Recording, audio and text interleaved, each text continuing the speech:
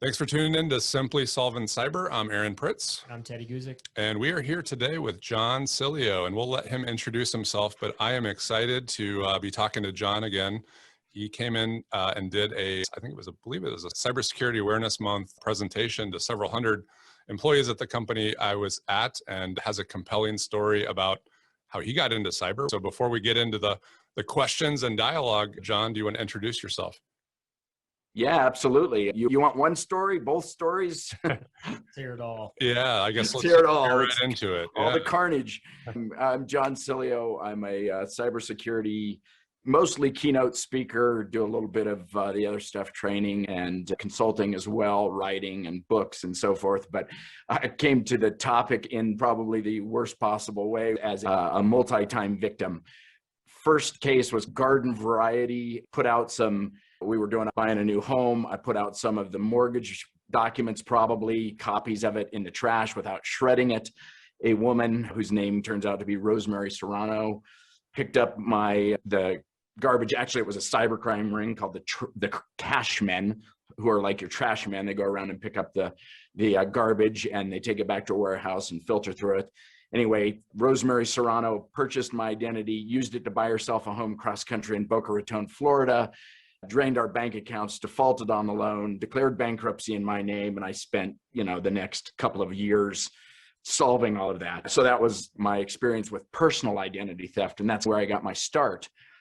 But while that was going on and I was super distracted, I'll cut to the punchline of this story, which is I had taken on my best friend as a business partner in a family business that I was taking over.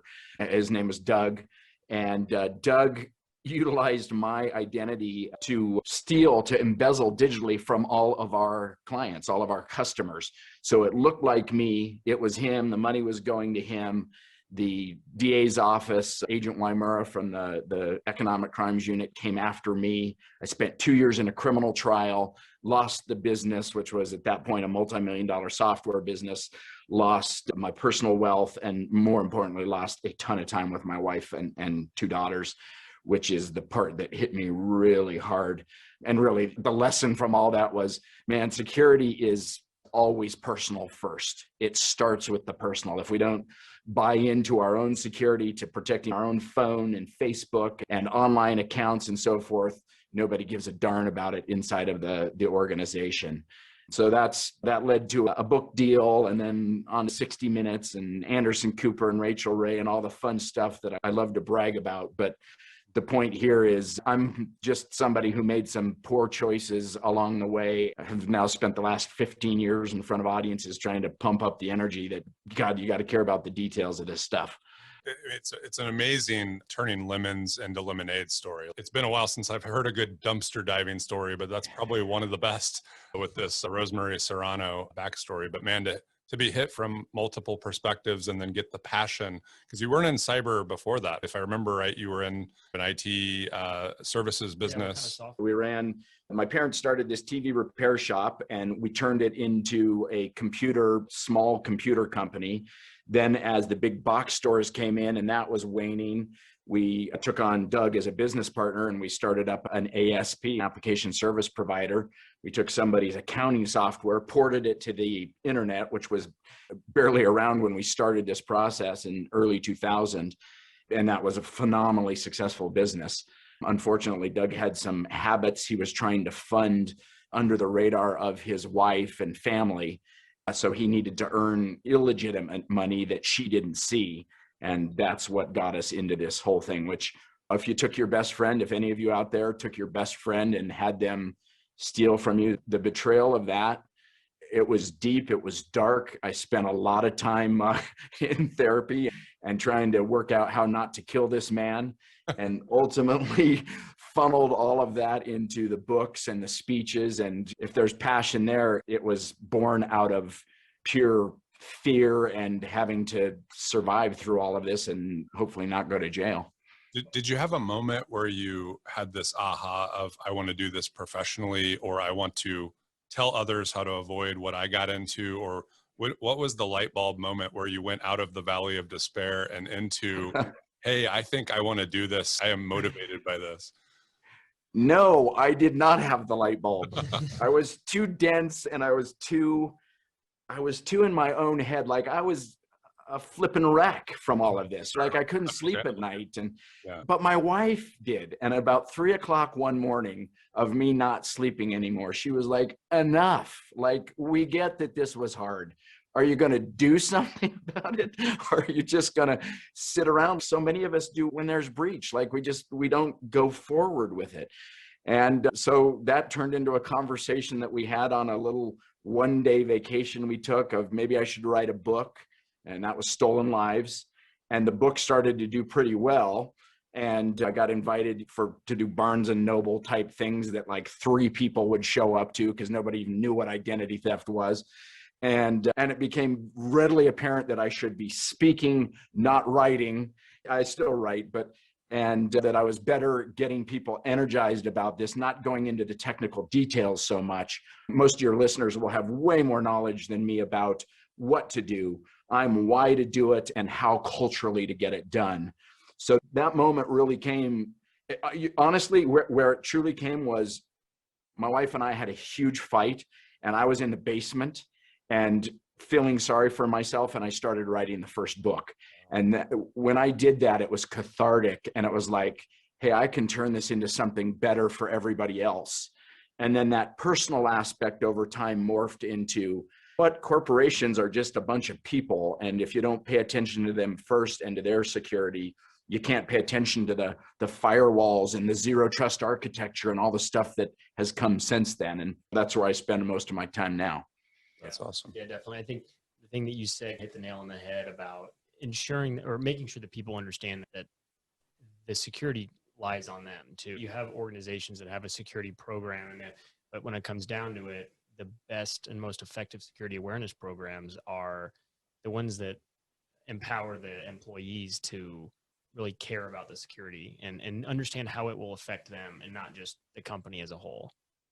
You're right. One of the things that bothers me most when I go into an organization, whether I'm doing a little consulting or speaking to them, like I did with the pharma that we worked with, is that the attitude of humans are our weakest link. If they're your weakest link, it's because A, of that attitude, and B, because you have done such a poor job doing your security awareness training, keeping them engaged, making it personally relevant to them, making it memorable and funny and engaging so that they actually walk away with something and it sticks. And the humans, like, that is the only real competitive advantage we have when we've topped out the technology, is how do we get those individuals involved? I think it's a great point.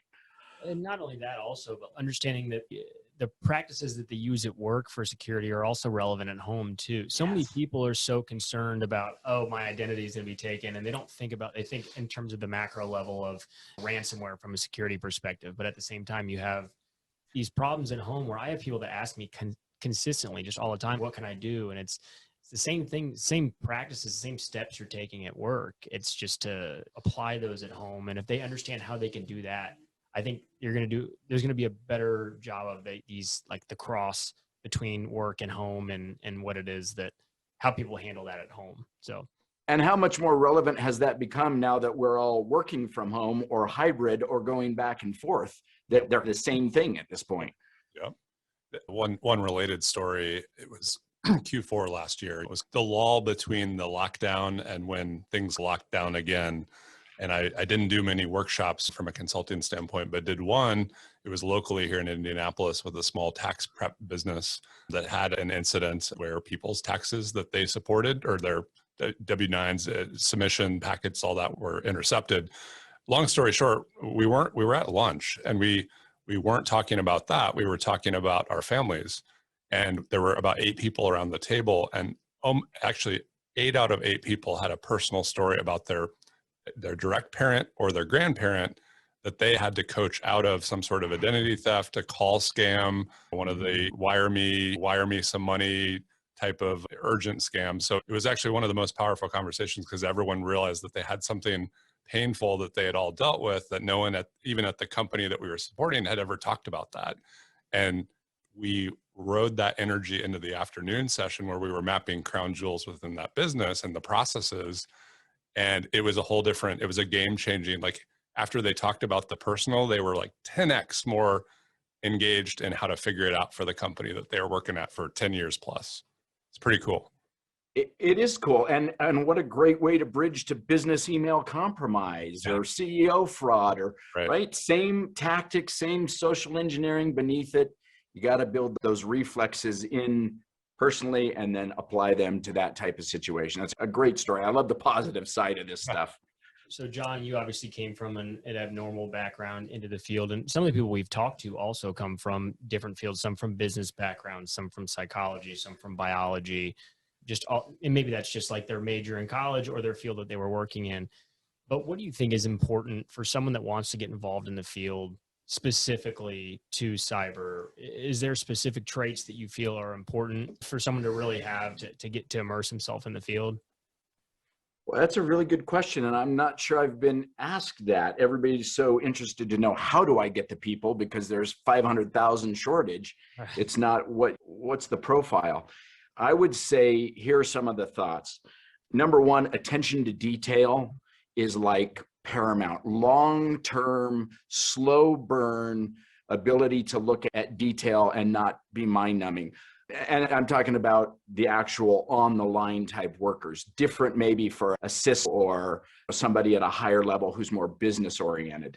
And I think we should talk about that, because I have a strong opinion on the lack of business orientation among security people, and I think it's important in the average organization. Another thing I see is diversity has actually added a huge competitive advantage to companies who are willing to do it, because they have people who are willing to think, go figure, in diverse ways. So that means racially, gender-wise, seeing women inside of companies that are attracting that. Number one, females have a really strong position now to get into the business because diversity is becoming something that we're all thinking about. They add a completely different type of thinking to the security posture than males do. And without being stereotypical, it's a softer, more collaborative, less fortress, build the walls, put out the perimeters type of thinking. And the companies that have done really well in this morphing process, going to a more distributed inside, outside of the company type, the perimeter is dead type world. That to me is just vital. So looking for diversity, looking for attention to detail. And then I think we should talk about the business aspect. Yeah, let's talk about that business aspect, because that is something passionate to me. And through several of the companies I've worked with, they went through an incident where prior to that incident, security was nested in I call it the proverbial basement of IT, and really didn't have business engagement. And companies that have been fortunate enough to have something bad enough happen, similar to how you had something happen to you personally, they go through a transformation and they bring in some of those skills, but there's still a lot of organizations where it's, oh, IT will handle that. Like, I got to focus on the core business. Times are changing, and I'm curious your thoughts on where you see the gaps, where you see the opportunities, and what business leaders should be thinking about as they should be getting more engaged in this. I have to say, my training of boards, executive teams, sitting on boards has skyrocketed because of COVID, because all of these business leaders figured out that cyber actually is a core component of their business strategy, their profitability, their reputation, their brand management. And that when you get in this defeat reaction cycle, which is, okay, we've had ransomware, now we're going to do something, but we only solve ransomware, and then we have social engineering or business email, then we solve that defeat repeat cycle. It often gets handed directly to IT. Guess what? There's all kinds of operational concerns. There's legal concerns. Your marketing department is involved, and those are business decisions. Cybersecurity is a part of the business as usual aspect of the business, like sales would be, like HR would be. Cyber is now part of that. And when you integrate the business people and you speak even about technical topics in business terms, it becomes a whole different culture within the organization. And I still see more organizations that are shoving it still to the IT people, and they solve one little thing. because that's the role of IT. They're solving technology. They're not solving the people part of it. They're not solving the procedures and processes in terms of the business outcomes that organization is trying to fulfill. Yeah. So when you go in to talk to boards or executive committees and you hear narrative like, I'm never going to learn the technical, or this is a, cyber attacks are technical in IT. I can't get up to speed, so I have to defer to people. I see that as typically a cop-out, but how do you twist that narrative into something that's more productive and embracing of the role that they need to play, but they may not know that yet? I look at it rather than trying to convince that person that they need to pay attention. And that's part of it. If that person is on a board, oftentimes them leaving the board or having mandatory training is important. But what I see is training the technical people on presenting these issues in business related ways in terms of competitive advantage, return on investment, metric driven business processes. Those type of things will get board members or executives on board, and it doesn't have to be super technical. They don't need to know, hey, zero trust has these 5 aspects and it's weak in that it doesn't have number 6, 7, and 8. They need to know, listen, the concept here is that instead of having all of this stuff centralized in one place where nobody can get to it, it's now in the cloud, it's with our vendors, it's with our people, it's at home, and we need to defend the kingdom in a way different than we defended the fortress, metaphorically, and to tell a story from the technical perspective that is in business or everyday terms. That to me gets more ownership from the leaders. They start to respect it than convincing them in some way, you got to be technical now. And I will say, the people who are not technical or refuse to be technical are being weeded out of the organization, because it would be like somebody now saying, I don't really think we need sales in this organization. I don't understand it and we can't have it. Nobody would put up with that. Yeah, for sure. So do you also help cyber teams, to your mention of storytelling in business terms, do you help teams communicate upwards, or are you more doing board trainings and helping those individuals learn how they should be embracing things differently, or both? No, I do both. In fact, my probably favorite thing to do, and I do it sometimes on retreats, like at this retreat center I've got here in Breckenridge, Colorado, but I do it a lot in meetings, is simple story structure. All story follows the same basic framework. And once you have that down as a technical person of, okay, listen, we've got a hero with something at stake in a risky setting that faces an adversary who launches an attack and there's a defeat. And then we look for a guide who has a plan and that leads to victory, right? That is how almost every story throughout time works. When you start teaching that through Rocky 3, and how Rocky 3 relates to how you relate this story of the colonial pipeline and what it has to do, and we don't have to suffer the defeat. We're moving the defeat to the start of the story, and the victory is at the end, and we create this arc or this narrative of where the company, the hero, goes. Like, it's such a simple type of concept that you can literally fill out a sheet, and then the technical people can utilize that to tell a business-based story. It's incredibly powerful because the executives already know how that framework works. They know how story works. They remember it. They get it. They see the arc. Oh, we're going from Colonial's defeat to our victory by taking this action plan, and you're my guide. Super, super simple way to get that across. So that actually leads right into something that I do with the security and IT people all the time. Let me see if I can switch over to a slide here. What just happened there? That is pretty cool. The magic of technology. Yes. It turns out that story is a framework that pretty much everybody understands. And if you're telling a better story, whether you're an executive selling down or security selling up to get the budget, to get the buy-in or whatever, when you can create what I call a victory narrative, it makes a huge difference. Take a look at how story works here. And this is a segment that I do when I'm training one direction or the other. So in every story, you basically have a hero. with something very valuable at stake that exists in a risky setting of some sort, right? There's problems here. Then they face some sort of an adversary who attacks them and leads to defeat, right? That is story structure. There is a defeat in the second act of the story, which leads to the third act. At that point, the hero finds a guide of some sort who has a plan of action, and that leads them, by the end of the story, to victory.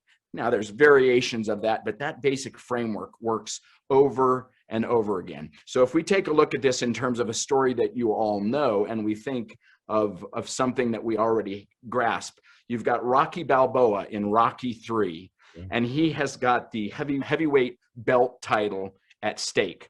But he's gotten soft, right? The setting is such that he's no longer doing what he needs to do to be competitive. And that allows Clubber Lang, Mr. T, to put him up on the ropes to attack right away aggressively, put Rocky on his heels, and that leads to defeat.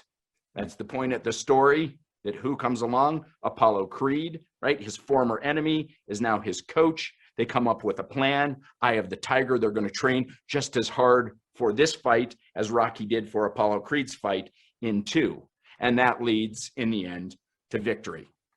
Here's the issue, is the average organization starts thinking about the problem that they have when they are in defeat, when they have failed at what they are doing. When you move these items around, when you shift how the story is told and how the story is created, so this would be the CISO, the IT person who is creating a story, you start with the defeat and you end with the victory. It's called a victory narrative, and that's a term of my own. You are reorganizing from, hey, Colonial Pipeline had this defeat. I'm going to guide you through a plan so it doesn't happen to us. And you build that narrative format. Right. It's a cyber threat narrative, but you're doing it in terms of victory. You're doing it in terms of business terms. It makes all the difference in the world. Instead of this defeat action plan loop that's actually not defeat action plan, it's defeat, I'm going to give this to the IT team and not look at all of the different aspects of it. You're replacing that with kind of a better plan, a better story. The story that we're hearing a lot now is zero trust. And we can talk about that a separate time. But you have to build it in such a way that the executives understand, the people above, and this works for the people below as well, that you're going from somebody else's defeat to your victory and using the negative aspect in a very positive way. Yeah, that's actually the coolest presentation of 2021 that I've seen. I don't know about you, Teddy. We're gonna have to get it on that. Now, can you do Pulp Fiction? Oh my God. I can't explain Pulp Fiction. It's so out of sequence. I don't even understand the story. So not a good example of the storytelling methodology. I don't think so. I was making a joke about Pulp Fiction, but I think a lot of cyber programs are running out of sequence stories. I tell leaders, like, you shouldn't be planning like in marketing departments. You can do a 5 to 10 year long range plan. In cyber, we operate in 18 to 24 month cycles, and you can swag some budgets. 3 years from now, your adversary tactics are going to change. I feel like the last couple of years have been all about ransomware. Before that, it was about the last topic, and we're continuously changing. So it's almost like you cannot write an entire novel or write an entire movie script about your cyber program, what you want to do, and just tell one story. It has to be iterative. It has to be evolving. I'm gonna go back to another slide that I just happened to have up because of what we were talking about, which is, if you don't reprioritize your crown jewels constantly, like you said, 18 months, I'm down to a year. Like, I'm recommending that you have that meeting where you're reprioritizing. You have a COVID type event and your crown jewels now live in 1,000 offsite places rather than in the one network database, or you're allowing people now to compute on home devices or whatever. Your crown jewels are in a totally different situation. I love that you've used that term and that you're putting a time limit on, listen, this has a lifespan of 18 months or whatever. I like that you have reprioritized, because in some cases, I would say, gosh, maybe 70% of the companies that we walk into to help don't know their crown jewels. So in some, they need to reprioritize. If you don't even know them, And when we co-founded Reveal Risk, Tim Sewell and I, we called it Reveal Risk because that was not happening in a lot of companies that we had seen. You need to understand the risk, the business risk, not the tech stack risk, and figure out what battle we're fighting and what's the priority. And to your point, reprioritize that to dial in what the focus of the year or the day or whatnot is. Yeah. And it goes back to who you hire and their vision for this, that this is not set and forget, to use the old saw, that this is very much about, listen, I'm going to come back and reevaluate tomorrow what I did yesterday, and things are going to change. And that type of dynamic mindset, it's a growth mindset. We could get into the whole growth mindset psychology of it. That's what you have to have in this field. And if I were going to test people on the technical side, growth mindset, diversity, those would be the top things I'd look at. Yeah. It's sometimes we're grilling for how many certifications somebody has, and that's the wrong answer. Motivational fit, acumen, business acumen, those are the things that are hard to teach without experience. And it is always a balance, like people, process, technology. So I do want to pivot to the last question we always ask is, and actually I think Teddy's got some more on getting into the field, but want to talk about one of your biggest challenges in this field that you've solved, not with technology, but with good people, with process, with kind of not that technology is bad, but how can we really shed some more light on the importance of the people process aspects? So I'm going to one up you there. Awesome. I'm going to up the ante. Yes. In that I don't know that I've ever seen a company actually make huge progress on technology alone. Agreed. So you say, give me an example of, well, every example of successful companies, and I'm not saying every company I work with is successful because some won't do it. They are human solutions integrating with the technology. Right. A good example would be, let's play off of the whole business email compromise or the call coming into your personal phone saying it's Microsoft, you need to give me your access to your computer. Worked with a large national bank who was having all kinds of trouble with their call centers and business email compromise, or wire transfer fraud in this case. People would call in, they would convince these tellers that are paid, phone tellers that are paid what, $15 an hour, hey, you need to wire transfer these funds. They call me, you got to solve this, you got to train them better, they're not doing their training, so forth, blaming it on the end users. So I go down to Florida, where they're based, they're affiliated with a large theme park there, go down and present to them in a different way, which is a collaborative way called appreciative inquiry. So it's, hey, what's going right in this call center? What's working? What are you doing? And pretty soon you start to hear what's actually happening, because you're not talking to them about how they're missing something. You're not doing gap analysis. You're hearing what you're doing. And what we came up with as a group was they had all of the answers they needed inside of their people. They were trained, they knew what to do, but the problem there was process. The problem was we get paid on how quickly we get these people off of the phone and get it onto our next call, solving the next problem. We are incented to not take the time to authenticate that they're actually who they say they are. That was the problem. And of course, behind the glass window, or in this case, the video camera, the executive team is sitting in the boardroom watching these people who are finally being honest, because we're connecting personally. My God, this is not a problem that we don't know. It's potentially not the user, that their accent is wrong or whatever. We don't have time to properly authenticate them, or we get penalized. And we're not going to do that. And that people and process solution to the fact that no technology was going to stop that without the people being involved, that was so incredibly satisfying. And I got a quote, and it's probably someplace on my website, that the week after this simple training where we found out they had the answers, it wasn't about me, it wasn't about the executives or the tech team, it was about the call center people coming up with it. And so they owned it. They said that they had a $300,000 in 1 week, a $300,000 save of, we had this call, and in the past it would have led to wire transfer fraud, and in this case it didn't. And I'm sure that replicated itself over and over through all of their branches. Yeah. And the Six Sigma black belt in me is super excited about that methodology and process. And I almost feel like you got to be a little bit of a undercover boss show host to be able to create that experience.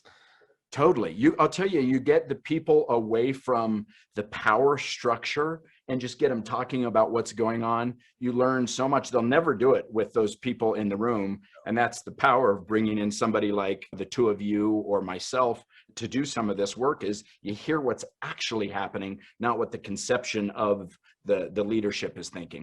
Right. Totally. Yeah. So John, you're probably the epitome of a perfect guest for us, as our entire theme behind our show is how do you use people and process over technology.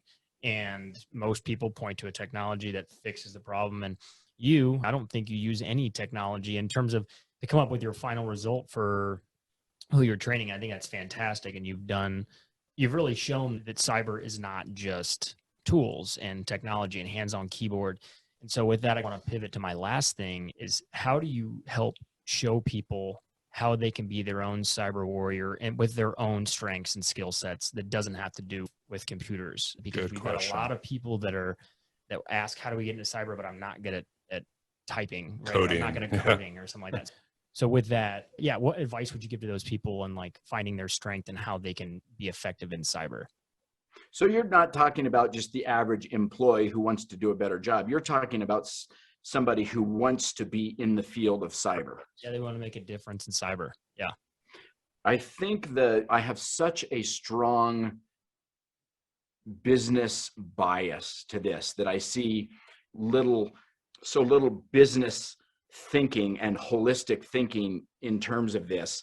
I would say that, by example, the best heads of security and risk that I know of have a business background and are open to technology, meaning that they've sat in on the tech meetings and they're willing to learn some of the languaging. More importantly, they're willing to learn a framework of how to think about it, whether it's a story framework or zero trust framework. In 5 minutes, I could give a business type review of what zero trust is that exactly 0% of the average corporate board or executives think about.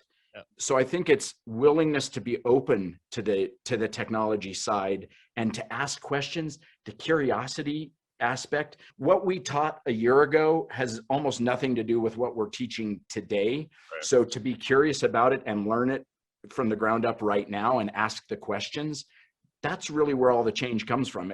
It does not come from, we have moved from, how do I say this? From an expert model of knowledge to a curiosity, to I want to know about this model. And the person who goes in and says, hey, I want to know about where is our data? What's most important? Let's organize this around our business outcomes. Let's organize this around our activities, not around the data doesn't matter. It's everything connected to the data that matters. But I want to get curious about that. That to me leads people high up the ladder through the technical ranks or over the technical ranks into the management type positions. And I don't think you have to be super technical. That's great.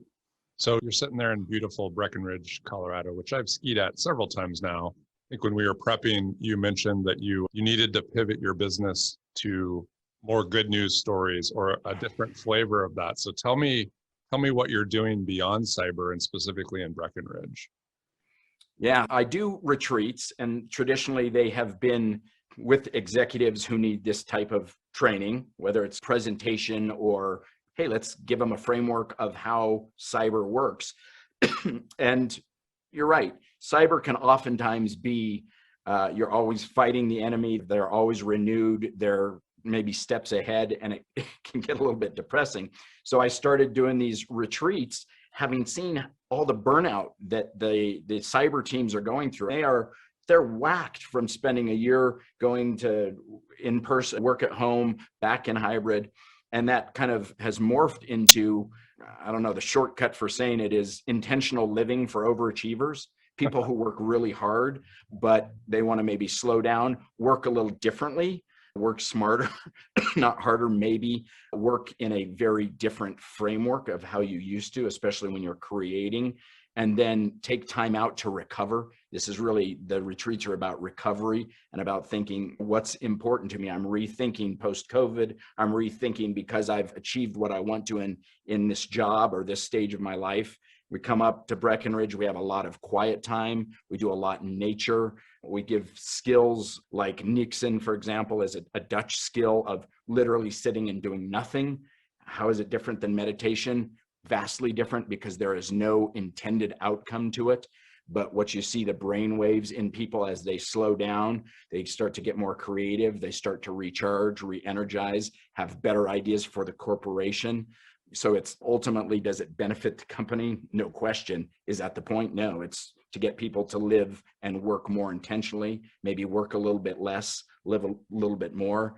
And doing it in a setting like this, it's just whether we're mountain biking, hiking, going to a spa, sitting and reading a book in front of the fireplace, talking around the fire pit, fly fishing, whatever. It changes the mental mindset and it gives those people a chance to recover and rethink. Yeah, that's really cool. I know a lot of folks in cyber that have told me that they're not their best self after, whether it's burnout or just 17-hour days back to back, or a long incident that everyone's had to be more than the 8 hours by far for such a sustained period. So I think doing that as individuals or groups and teams, that's a really important and often overlooked necessity that's going to help in this field. And it's more than a one-time vacation as a fix, right? It's changing mindsets of, hey, we need to work in a different way for the long game here.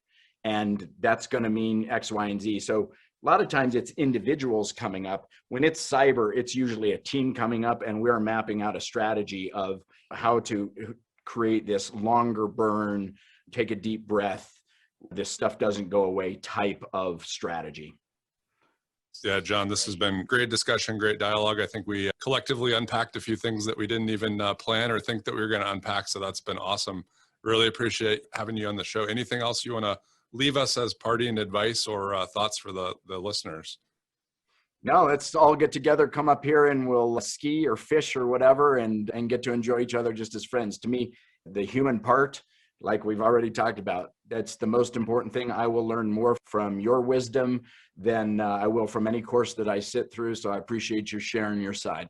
Awesome. Thanks so much. I'll take you up on that, and we'll talk soon. Yeah. Good. Thanks so much. All right.